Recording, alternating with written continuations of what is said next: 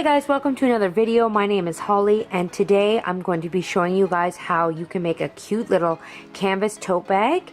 And this tote bag I actually got from heattransfersource.com. They just launched a whole new line of blank products. So things like tea towels, pillowcases, all blank products that you can use for your heat transfer projects. This is a really great tote bag. It's nice and durable. The canvas is really heavy, which I like, and it also has a neat little inside pocket as well that you can use for like wallet and keys and stuff like that. The other really great thing that this tote bag has is it has a nice snap, so you can snap your tote bag shut. So let's get right into the project, you guys. I'm going to be doing a nice cute little summer design. Summer is coming and we're really excited, so let's make over this blank tote bag from heattransfersource.com. Let's get started.